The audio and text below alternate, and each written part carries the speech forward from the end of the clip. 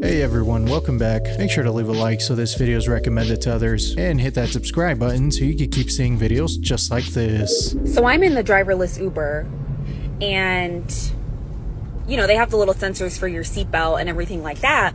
Well, I have my luggage in the back, and I guess that set off the sensor. So all of a sudden a phone call connects in the car. It's I just want to remind you to make sure you have your seatbelt on. I said, sir, no one's driving this car. If there were more seatbelts than this, I would have them on. Of course, I have it on. Don't worry, I have it on. I have it on. It is very safe though. I will say that, because honestly, when I'm driving the car, you know, I'm on the phone anyway. So this is probably safer. This is probably better, because at least over here in the passenger seat, you know, I don't gotta watch the road. Some of you guys have way too much trust in technology. I would absolutely never put my life in the hands of a self-driving car. Call me crazy, but I actually like driving. I don't use my phone when I drive. I definitely won't be using this anytime soon. Yes. Oh my God.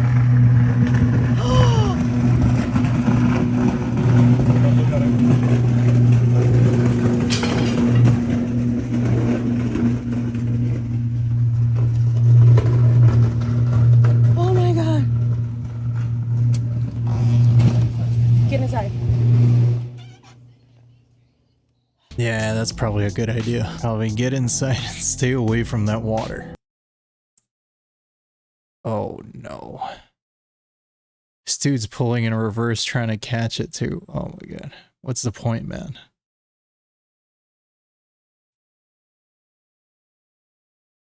Oh no. You just bought that guy a new truck. This guy for sure didn't use the chains. Sloppy. You kind of had to stop and be like, well, gotta be careful, because at the end of the day, this is saltwater crocodile country, and you can just see how crystal clear this water is. And guess what, guys? We were just about to spear a barramundi right here, and then guess what we saw?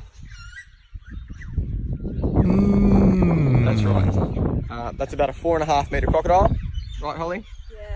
Yeah. And they can be extremely sneaky, and they do hide in these shallow pockets of water. You know, whether it be 1 meter deep, 1.5 meters. They're there and they're watching. That there's a massive predator, and quite easily could kill me.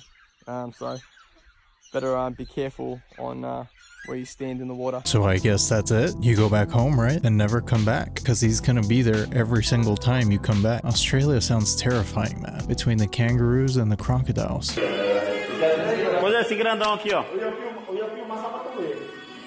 Oh no. Maluco! Então mexe, depois tu vai ver.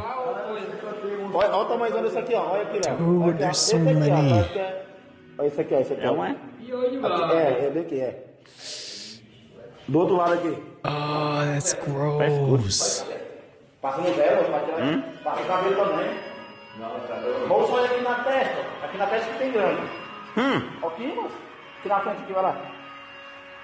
Moço, tu é doido, mano. Passa a mão que vem. É ruim. Ruim? Vou pegar um, eu tô meio assim, meio com nojo, mas eu vou pegar um e vou te mostrar. Aqui, ó, olha, abre a mão. Abre a mão ali. Só um, vou aí. Caramba. Go home. You gotta go bald. What are you even at the barber for, man? Ah, that is gross. Discovered something strange in our newly built neighborhood. I don't think this is normal. We started to realize all the bird and nature sounds were on repeat. We then started to find actual speakers hidden everywhere.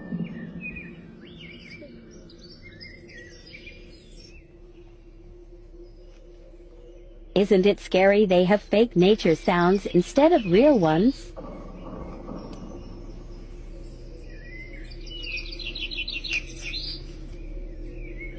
That's kind of trippy. That reminds me of that Vivarium movie. If you haven't seen it, I won't spoil it for you. Go watch it. Same vibes as that video.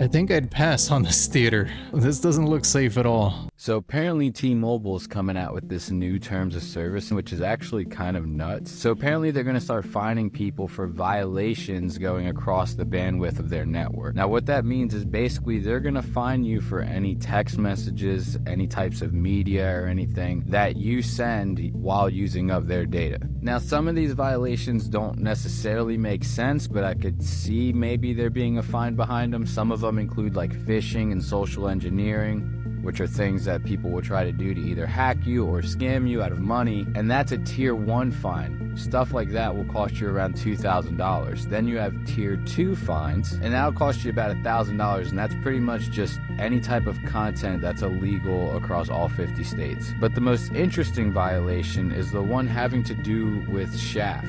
SHAFT is an acronym that stands for sex, hate, alcohol, firearms, tobacco. SHAFT. They're basically saying that if you send text messages that have any of this sexual talk, hate speech, talking about alcohol, firearms, tobacco, T-Mobile will fine you $500 per violation. So this basically means T-Mobile is going to be actively monitoring your traffic and fining you $500 a hit for anything that they don't like. They're about to lose a lot of customers. What do you say it was called? Shaft? 20 hours ago. This looks like the official website. It's quietly updated their TLS to include fines for content they don't agree with. So it looks like it's real. Yikes. What do you guys think? I would change 100%. It sounds a little dystopian.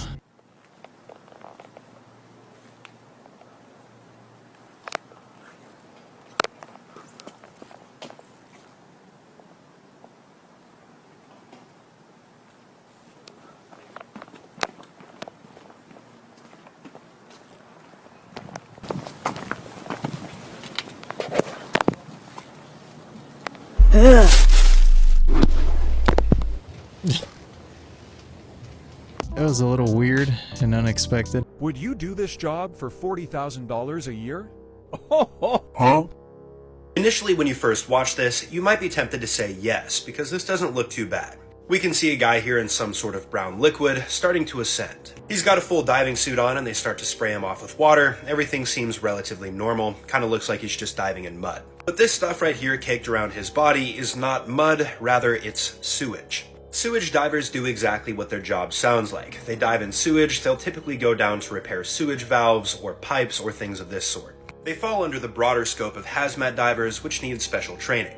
This is because they're trained to swim in chemicals you're not meant to be swimming in, they're trained to recover bodies, and of course trained to swim in sewage. Now if you live in the United States, the top annual salary for a sewer diver is going to be $28 an hour, which equates to around $59,000 per year. Whereas the average pay in the United States is around $22 per hour or $45,000 per year. In all honesty, I really would not be able to convince myself to do this job for $22 an hour. No way. $40K to swim around and poop. Nah, that's insane, dude. Anything less than $100K for this is no. And even then, I'd have to think about it. You would think they'd make $150 and up. That is disgusting how underappreciated they are. Homeowner refuses to sell to developers.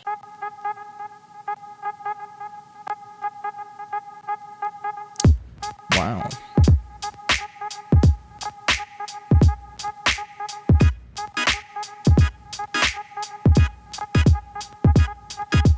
I mean, dude, I get it, but at this point, I'd just sell. It just takes one drunk driver plowing through your living room and coming out the other side.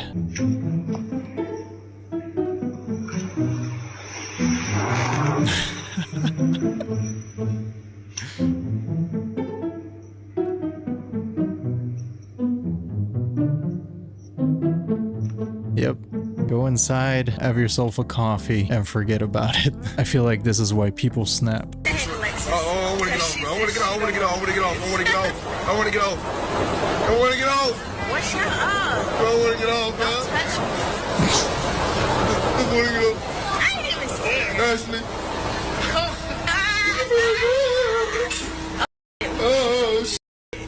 Oh my God. Wait. Just tell me where you finna go first. Like you gonna tell us for real. He is, bro. No, not. Oh my God, you finna go. Just go already. You gotta tighten your seatbelt. Huh? Who, him? Who? Way too loose, man. You can slip out. You gotta tighten it. Pull on it. Bro, you were. Oh my God. No, pull it from the bottom.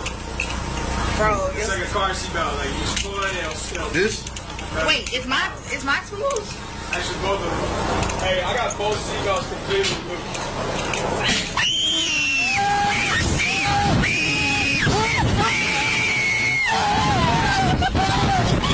Dude, that is evil. That is pure evil there. Yo, that guy went full panic mode. He damn near had a heart attack. Yeah, there's some more crazy people. Dude, they're straight up on the side of a mountain.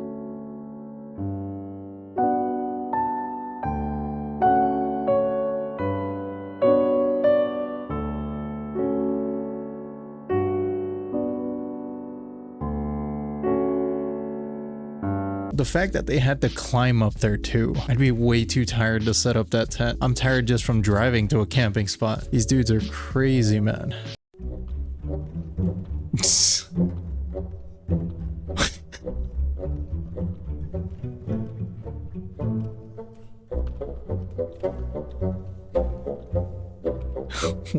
Deer are actually kind of violent, huh? They saw the inflatables and took that personal. Si mette la mazza, come si chiama? Il margiale. Il margiale, dentro così. Vedi, vedi 5 kg, ok? 5 kg. Fa così e si batte.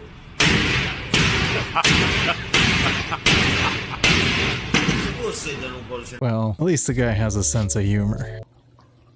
Holy. Babe, it's gonna. What are we? I don't know what I'm supposed to do. Probably not stand there.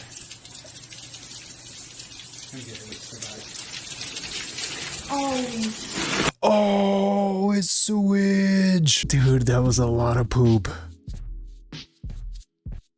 That was a lot of crap.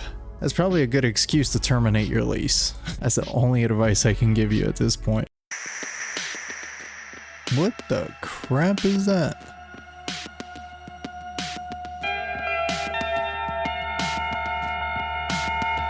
Bruh, is that a robot? Is he shadowing? Why does it have a face? I have so many questions.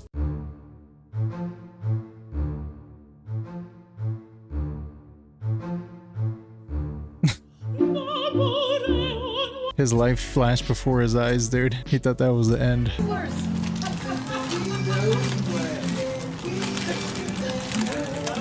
He's gonna grab the Twizzlers. Oh, he missed it. It's okay, buddy. Get it. I kind of feel like giving him the Twizzlers.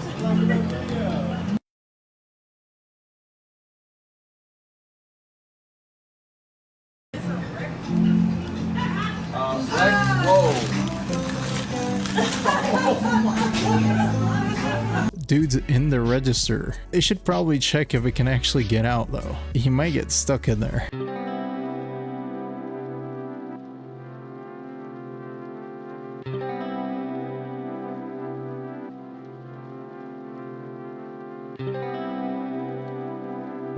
Holy crap.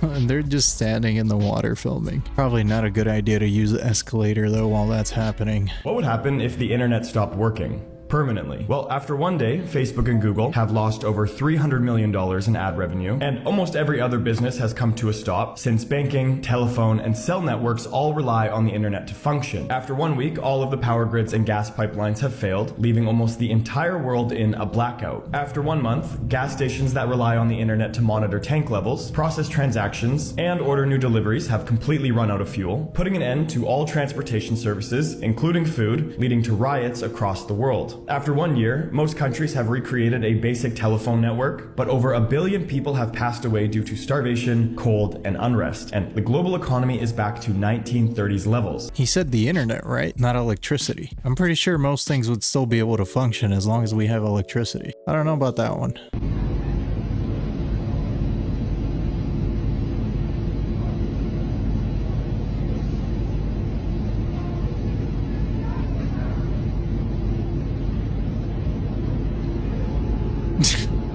Now that's what I call a plot twist. He's watching his own recording of himself committing a crime. Yikes.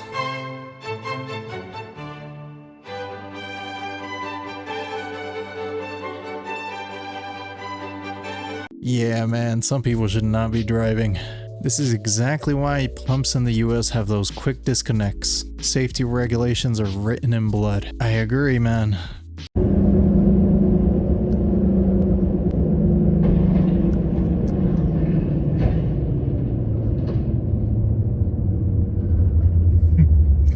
Hurry up, go around before we can get stuck. Well, you're stuck now, bro. Looks like he kept driving too. I don't think he stopped. The dumbest family in America. A Caroline County, Virginia family found $1 million in the middle of the road. Emily Shantz tells CBS affiliate WTVR she and her family were out for a Saturday afternoon drive when they hit something. They thought it was trash, so they put it in the back of the truck. When they got home and looked, there were plastic bags inside filled with cash. So what would you do in this situation? Well, this family called authorities who believe the money belongs to the Postal Service meant to go to the bank. Major Scott Mosier tells WTVR he's proud of how the family represented the county with their honesty. Katie Johnston for WJZ.com. That's it? They're proud of the family? No reward? Nothing? Those people were better than me because I would have kept that money.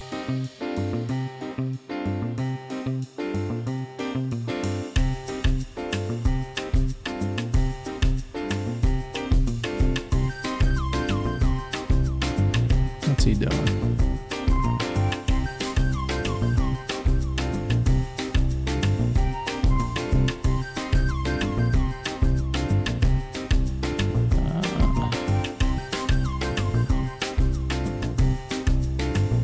Big brain moves out here. It's a pretty smart trash panda.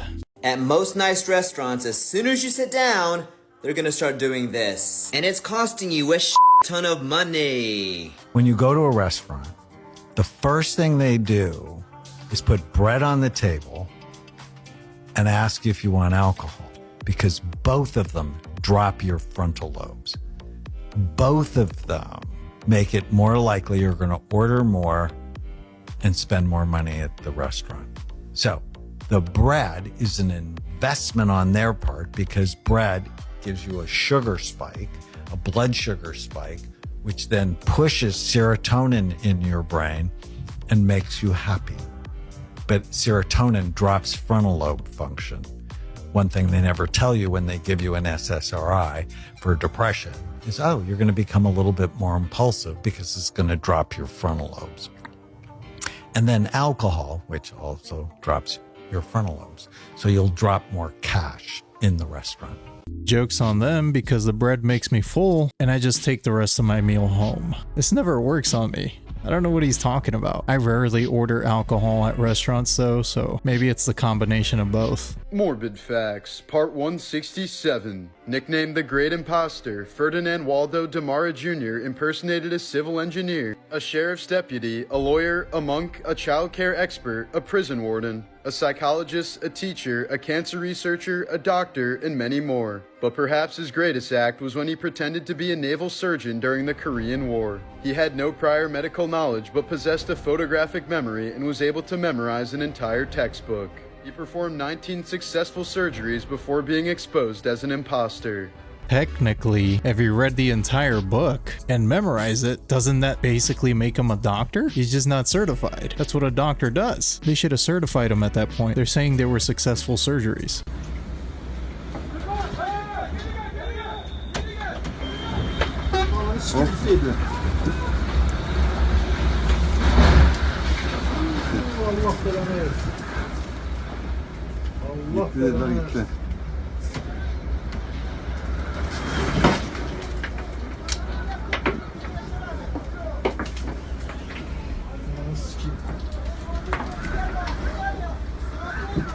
Dang, man. What was that building made of? Hopes and dreams? Looks like a temporary installation or exhibition. Oh, so it was hopes and dreams. Cool.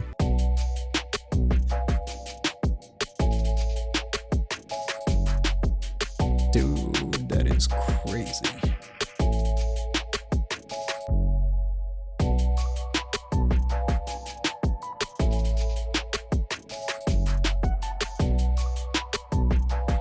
Didn't even look like he was trying.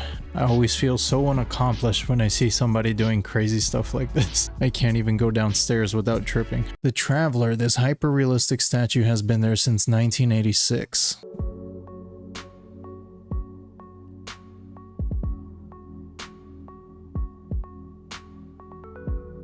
Got that 86 drip, boy. That looks real.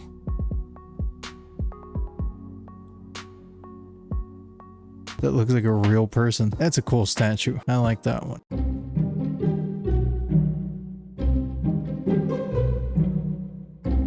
Uh-oh. Oh my god, dude. What are you doing? My boy poured water straight into the fire. That's why it's important to know what kind of fire you're dealing with, man. They're all different. They're all different. My stepbrother's neighbor dug a 4-foot hole and hit a sewer line on Christmas Eve. Let's take a look at the damage.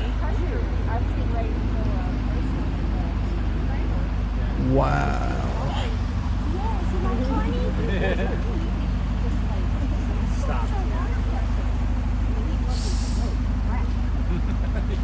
I saw it because I just drove by.